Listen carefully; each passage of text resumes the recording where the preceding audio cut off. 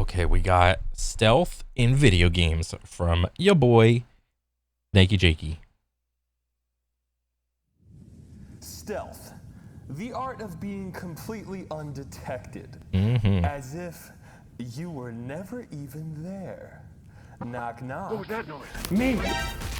I am that noise! I am the must have been the wind. I am the whistle from the hay bale. Oh my God. I am the one who crouches behind enemy and presses square mini time. I am Yeah. the shadows under light. The night vision goggle sight. I am the one whose footprints are these in the night. I am stealth. Man. Stealth is a gaming concept. Oh my God, what an intro, dude. I didn't even know he was gonna whip that shit out. Whip out the green outfit. Concept so commonplace, you're probably shocked if you can't crouch behind enemy and press square in your padded out open world game. But stealth is a lot more than just a simple takedown or tap down gimmick. It's a powerful tool that can completely... Stealth is so goddamn powerful, it breaks games. Even in games where it's not even supposed to be like the centerpiece. Just look at Elder Scrolls. There is stealth mechanics in Elder Scrolls. Literally everyone that has played Elder Scrolls, either Oblivion or Skyrim, has at one point made a stealth archer. It is the most overpowered shit in the game when you first play it. I mean, not even when you first play it, it's just overpowered, period. Change how a video game is designed and played. The act of sneaking around has had such a monumental and storied impact on the gaming medium. But when is stealth good? When is it bad? How do we make it better? How do we make it glad? When is stealth bad? Bro, I don't think I've ever played a bad stealth game. Like, let me think. I think what was my first interaction with like a stealth video game? I want to say it was either Sly Cooper or it had to have been Splinter Cell 1. One of those two. I'd never played Metal Gear Solid, but you know, they're coming out with that new remake. You know, I want to play that. That looked good. But as far as like my first interactions with stealth game, my heart goes out to Splinter Cell. That is the stealth game. Sam Fisher is stealth. Important that we talk about it all right here, right now, but we also gotta be kind of quiet so we don't... Are you... What? Dude, I'm literally invisible!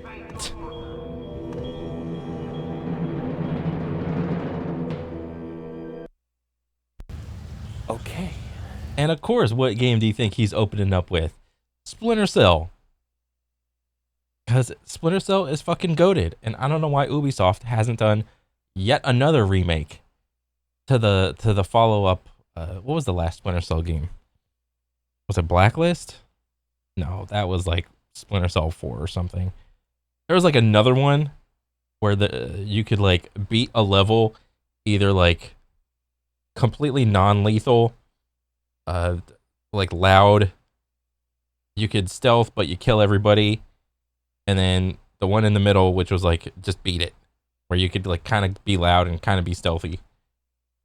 That was the one that I thought was like peak. Well, I want to say that one was peak Splinter Cell, but goddamn, I thought Chaos Theory was absolutely immaculate. Oh man, if I could like wipe my brain of everything I played in Chaos Theory to just experience it for the first time again, oh, that shit would be so good. So like I was saying, if you ask a gamer what the first stealth game is, you'll likely get some different answers. Oh, it's Castle Wolfenstein. That game let you wear enemy disguises. Nah, bro, the book of Guinness of being world record green and sparkly says it's 005. That game had enemy vision. Yeah, but who the fuck played this shit, dude? Assassin's Creed Altair Chronicles is a video game that... What? What is this? I own. But the correct answer actually seems to be Shoplifting Boy in 1979. Predating even Pac-Man by a year, you take on the role of the titular iconic boy as you walk around a store avoiding this guy and stealing Thai dollar signs. This prehistoric, barely comprehensible game still successfully established two core tenets of the stealth genre. Oh my god. What the fuck? This guy's got a K on his shirt and this guy's got an A, but this is the boy stealing all the dollar signs. What is this game, dude? Don't get caught. Grab anything that isn't bolted to the ground. Beer before stealth, have good health. Beer before stealth, have good health. Bro, there's this one time when I was a little kid, and I must have been like maybe 3 or 4, like just learning how to walk and go out in public and shit and not act like an idiot, but I did. When I was little, I went into like, what was it, Eckerd's? I think it was at the time. And you know, whenever you go to the cashier register, that there's like a wall of candy, but it's like underneath the counter, but it's in like these little tilted, I don't know, like bowls or whatever. And it's like, pick one and you pay a quarter. I was a sucker and still am for like Reese's cups when I was a little kid. And I was so small that like it was literally like my eye height. And I went to like, my mom went to like go up and pay for something. I'm like right behind her. And I just do this. I'm like, and I put it in my pocket. And I think this was before the time before they had those like plastic theft alarm thingies. I pocketed some little tiny Reese's cups, and then as I'm like walking out, like to go to the car, I like open it up, and I like put it in my mouth, and I start like eating it. And my mom was like, "What are you eating?" I'm like, "A Reese's." It's like, "Did you pay for that?" I was like, "No." Was I supposed to? And then she immediately made me like spit it out. I don't know if I spit it out or if I just like ate it. But either way, my mom was pissed. And she like grabbed my hand, drug me back inside. And she had to like drag me up to like, I don't know, the manager. And she's like, explain to him what you did. And at that point, I was like crying and shit. It was like, oh, I don't know what I did. I just took some candy. And she's like blowing it out of the water. Like, oh, he stole. You have to apologize to him. And all this stuff. And like, it was just so like traumatic for me as like a little kid. Because the manager where he sat, it was like up some like, I don't know, like 5 steps of stairs in the corner of a room. It wasn't like an office with a door. It was like up. And he had like a half a door, like the bottom half of a door. And I like kind of walked up like one set of stairs, like one step, and I was like looking up. And I was just like so like traumatized of like him like opening the door. And I mean, he didn't really do anything. He's like, "Oh, just be careful next time, Sonny. All right, you can't be stealing. That's not a good thing." And at that point, I was just like, I'm never going to steal again. But that was me not being stealthy. I was just like so traumatized as a little kid. Stealth before beer, you're gonna have fear. Okay, so now let's fast forward a bit to 1987, and let me tell you something, man. You ever heard of a fucking Kojima production? Metal Gear is the godfather of all modern stealth games. Oh yeah, to I know. Mr. Ludonarrative Dissonance himself, Clint Hawking, without Metal Gear, there would be no stealth games. Oh shit. I mean, I guess I can thank Metal Gear for paving the way. I can thank Metal Gear for walking so that Splinter Cell could run. My God, Splinter Cell was so good. I still have those games on Steam. I need to go back and play those bitches, dude.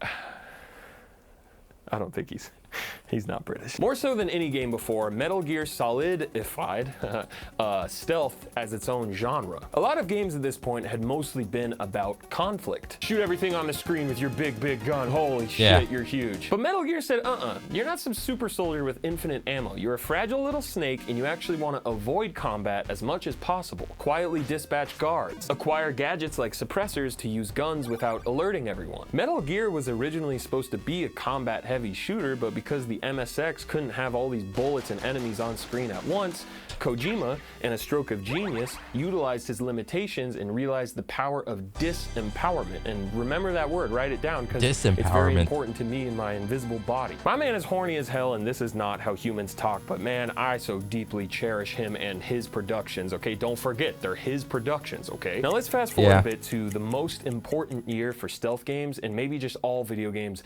in general. 1998, a wealth of stealth. 3 sacred seminal stealth games released in 1998, and every modern stealth mechanic can likely be traced back to one of these 3 games. Metal Gear Solid, Thief, and my boy Tenchu. Drop the bass. Oh my god, I remember Tenchu. Not this one, but bro, the Tenchu game that I remember having the biggest impact on me, or at least like the first one I played, was Tenchu Wrath of Heaven. That's the one where they had the commercial, and it's like the whole thing was like, whatever happens, there's just like a red scarf running away from like some action. Like there's some action, and there's like a big ass red scarf, like just fumbling everywhere, like kind of like Spawn's cape, but it's a ninja. And the camera always cut away right as the action happened, just to see like the little red scarf be like, whoop, like right off screen. Metal Gear Solid is a straight-up gaming monument for so many reasons. The cinematic presentation and voice acting, the creative fourth wall breaks, part where Otacon pees himself and then you let a wolf pee on you. Come to think of it, Kojima Productions kind of have a lot of pee-type beats. But the Soliton radar and predictable enemy AI that gave you clear chirps on what they're thinking or doing, the game had an amazing sense of feedback. You always understood what was going on. Thief showed us how tense and atmospheric a stealth game could be when played from a first-person perspective, giving the I wish I would have played Thief. I had no idea what I was missing. Man. Player a lot of freedom while also disempowering them, there's that word again, to instill a palpable sense of danger. Big interactable maps with mechanics like light and sound engaging with the player's abilities and environment, an immersive sim, if you will, and you will, I checked. Hello? Hello? Oh boy. You know, usually there's Bro, look how wrinkled Jakey's suit is. I could tell anytime he has to put this thing on and then gets done with a bit, he just tosses that bitch in like a box for like next time. I think there needs to be like a running bit, or maybe he's just doing it and I'm just noticing it now, of like the suit getting increasingly more wrinkled every time he whips his bitch out.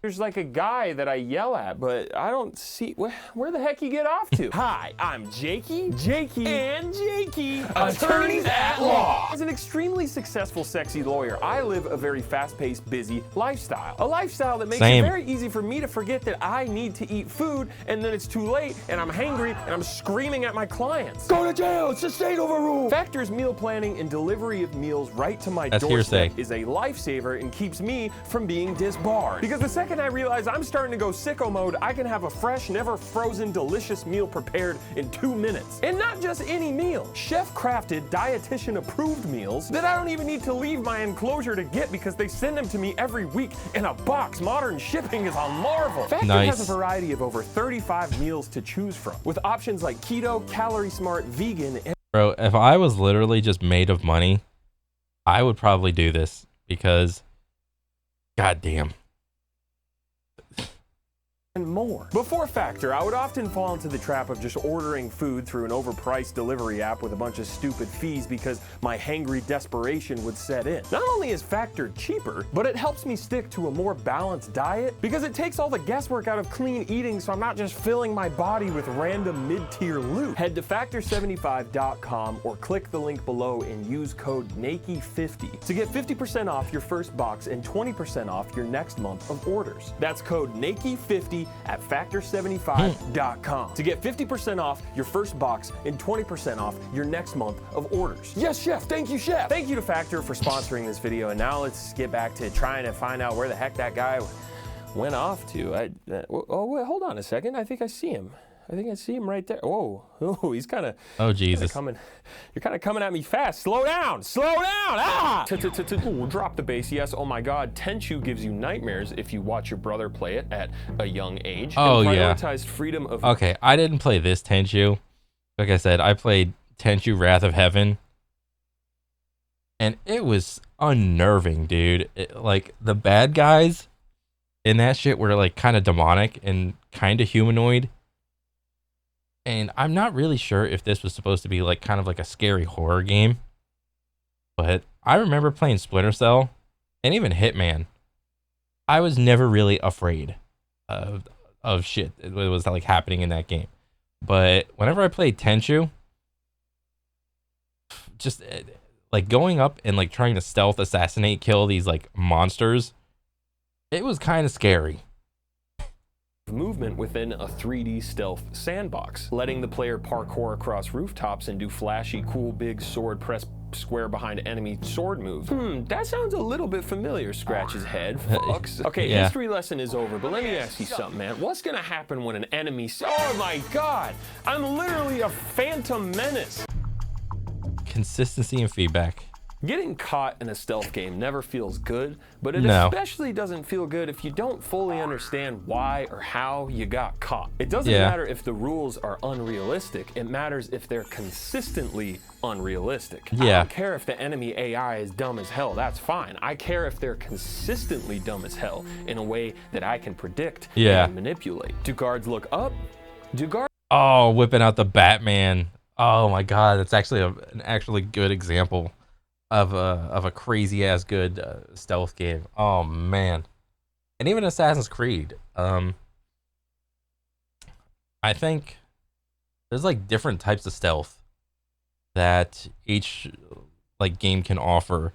So like if you think of like Hitman, I think of like character swapping, outfits, getting into like VIP room access, being in the right place at the right time, timing out like paths and things like that. It's, you know, a lot of the levels can either be during the day or at night. You know, you're not depending on the guise of night to like mask your movements and whatnot. It's like for Hitman, I think it's a lot of coincidental things that you can set up to happen. Kind of like the board game, you know, like Mousetrap. Like you can set shit up to make it so like all your targets die at about the same dang time. It's cool what you can do in Hitman. But then again, on the flip side, if you think of something like Assassin's Creed, like some of the earlier ones, and probably even like the later ones, like I stopped playing Assassin's Creed like pretty much after Black Flag. But up until that point, I was like a huge fan of Black Flag. Assassin's Creed to me was like stealth action, but during the day. That's what it meant to me. It was like all the parkour knickknacks that you could do, being able to climb up a building, up and around. Like, yeah, you're like hanging off in real life. This guy would see this dude's hand and probably hear him like climbing up this shit. But, you know, for the most part, it's like I did all this effort to climb up this little castle thing. You better believe I'm gonna rip this guy off and just like chuck him over all during the day. You know, even though like seemingly in a realistic world, everyone like on the ground would be like, "What's that guy doing climbing up that?" It was consistently unbelievable, like he said. Guards look down. Will guards hear me if I run? Will a guard see through my disguise if I stand too close to them and whisper my birthday? It's December 28th, by the way. If one person sees me, then why does everyone in the galaxy know exactly where I am now? If the rules aren't consistently made clear, then playing the game will feel like trying to solve a jigsaw puzzle. Yeah. The pieces keep changing size and color and shoot you with glocks. It's so much better when the game clearly communicates that, hey, this is where the enemy thinks you are with, you know, a clear visual cue, or the enemy yells, I think she's over there. The radar in Metal Gear Solid 1 and 2 is great for giving you clear feedback, but you can also end up playing a lot of those games just staring up at this square. It's the same with games that have that magical X-ray see-through walls vision. It's very easy to end up playing through. Bro, I played a lot of Batman in this mode through detective mode, detective vision, or whatever it's called. And yeah, it feels kind of cheesy when you're just staring at skeletons. Through a very beautiful game through this ugly lens, which just is not ideal. And even Dishonored had it. Box game like Hitman, the X-ray vision makes a bit more sense because you're trying to keep track of so much information at once. But for more active, like action stealth games, I think Far Cry actually established a really sophisticated solution with the marking mechanic that Metal Gear Solid 5 also later adopted. It feels a lot more immersive and engaging to actually have to pay attention and clock the enemies yourself. And even Splinter Cell adopted this type of thing. I forgot what the mechanic was called, but like, you know, you set up, you like look around a corner, or you send out a drone, you mark everybody. What was it called? Like mark and execute in Splinter Cell, where you could like post up like right here, and then you hit like the execute button. He just like pop out, and with his gun, he would go like pop, pop, pop, and then he just dip back, and it's like, dang, that's badass. It doesn't matter if it's like unrealistic or not. That wasn't the point of being realistic. The point was to let the player feel badass. That was it. But then the game gives you an assist and says, okay, we'll help you keep track of everything now. But even with all this help, sometimes you might still mess up and get caught from the shadows. I've been here the whole time, that's right. And my greatest stealth move is that this video is actually about difficulty. Difficulty. I had a nickel for every Bro, I want him to whip out Oblivion and Skyrim for the stealth mechanics. Come on.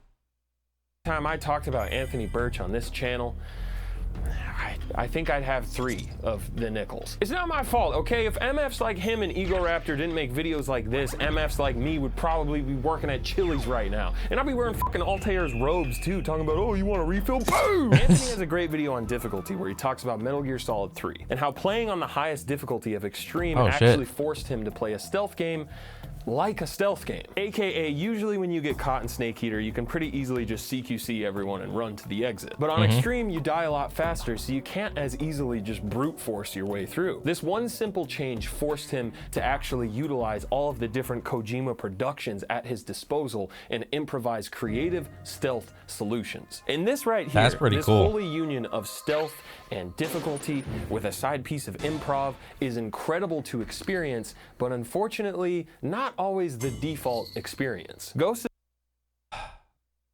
I think I felt that way whenever I was playing Splinter Cell. I mean, maybe you couldn't have been as creative in Splinter Cell as you could as, what do you call it, Metal Gear.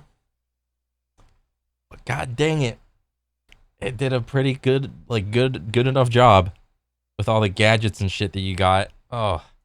Of Tsushima, a game that I haven't talked about a lot on this channel, but one that I deeply cherish. Just look at this shot.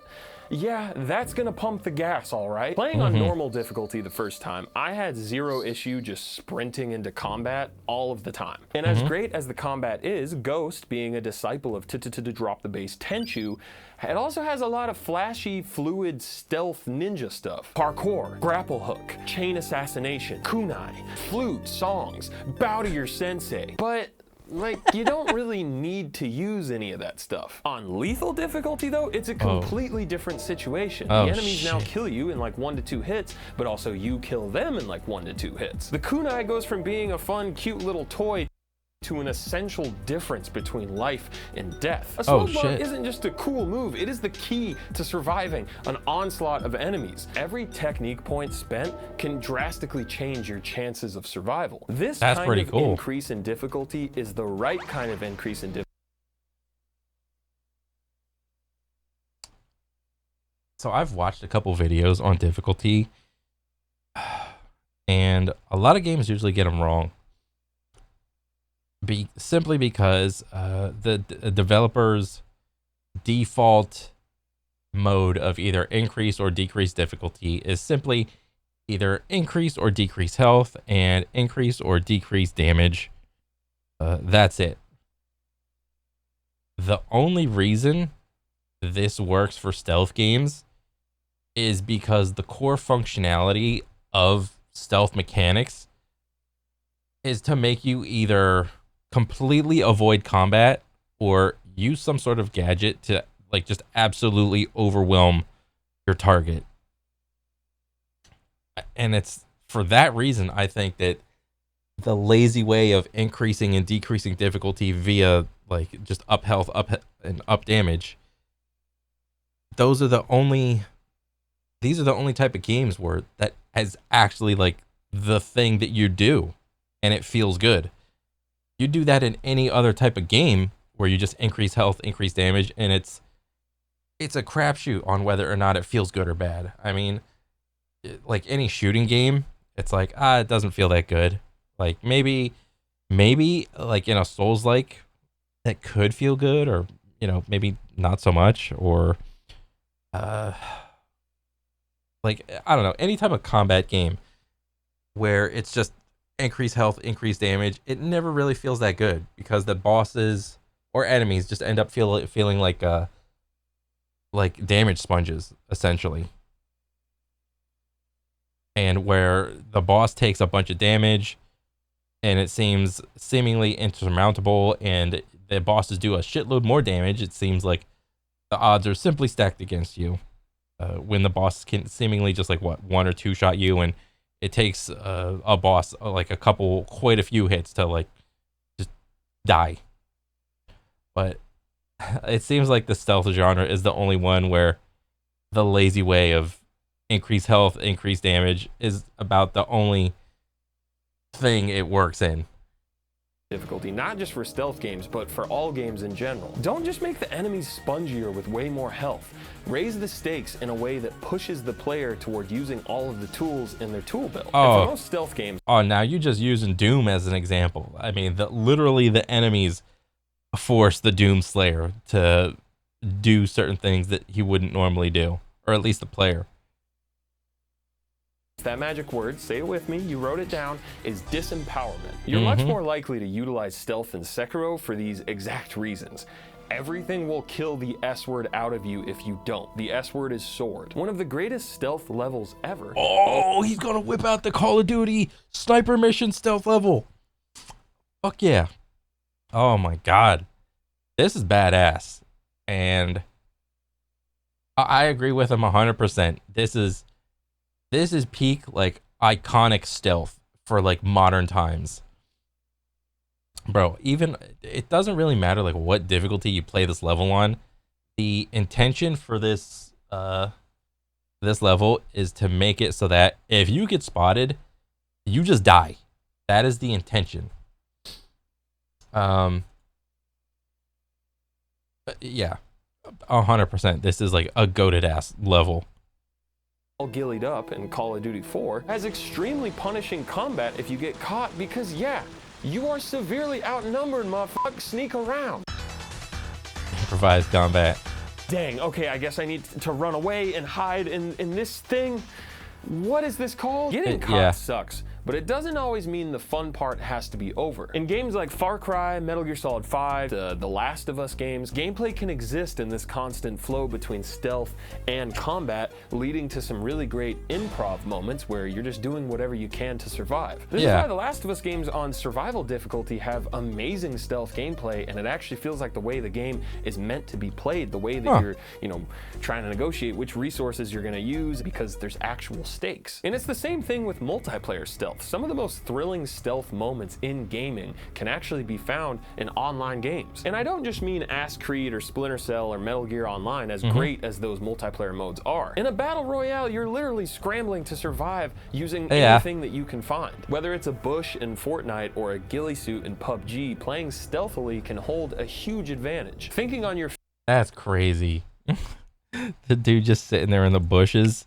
Like, I know this was a thing in Fortnite. Thing that you can find. Whether it's a bush in Fortnite or a ghillie suit in PUBG. I had no idea this was a thing in PUBG. Like, which game did the whole bush thing first? I would like to think it was PUBG, but I mean, god dang.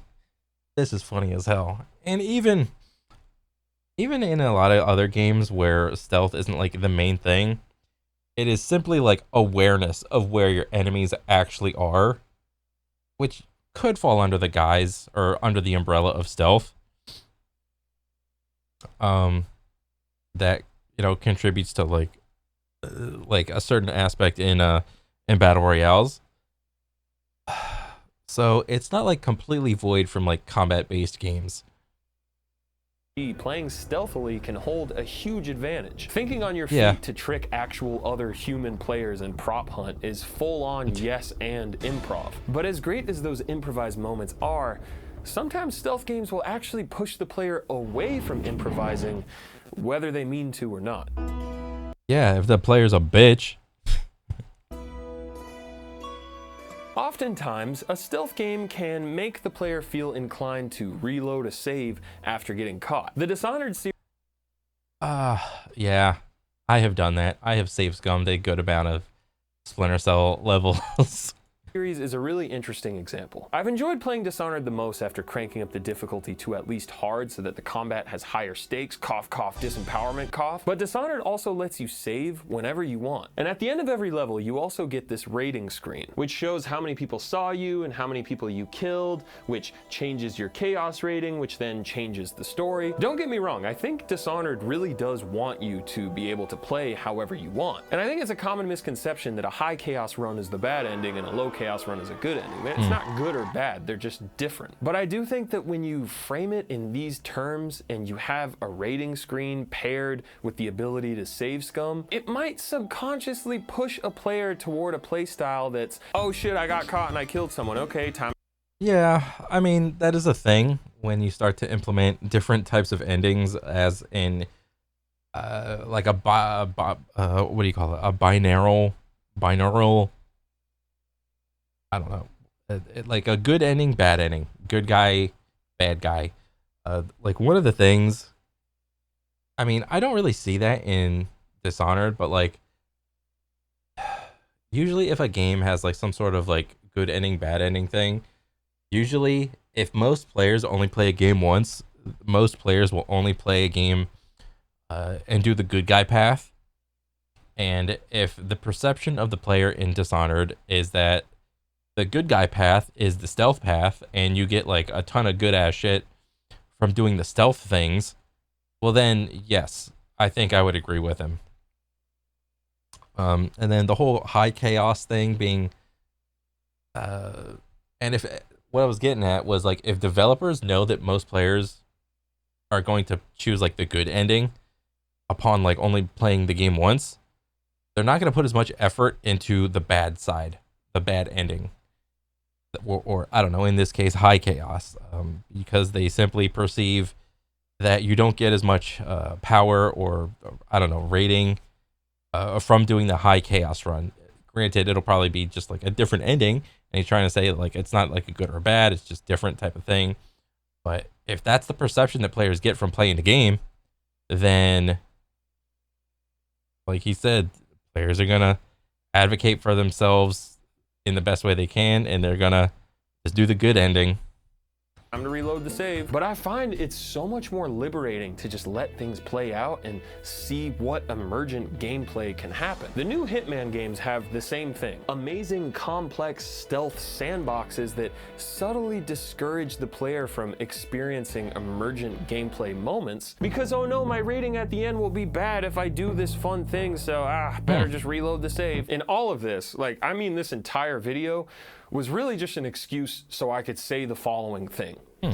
Hitman Freelancer is the greatest stealth game ever made. Everything, I mean literally everything I've talked about, it's in this game. Freelancer is the roguelike add-on that uses all of the same levels, but gives you random objectives and targets across a series of consecutive campaigns. There's no saving and reloading, it's just you, your targets, and a bunch of optional incentives to make extra money so that you can buy better gear to help you throughout your run. Freelancer's random objectives pushes you into situations that you would likely never get into while playing the base game. That is we'll so give cool. You extra money if you wear a funny disguise and throw an explosive baseball at this guy. Oh, you want me to use a goddamn katana? All right, shout out to the Tenchu, drop the base, let's figure out how to do this. And because you can't just reload a save, getting caught in Freelancer feels extremely tense because if you die, you fail the campaign. But because Hitman's enemy AI and disguise system are so fun to play around with and manipulate, even getting caught can turn into this fun game of cat and mouse. The overall feeling of Freelancer is,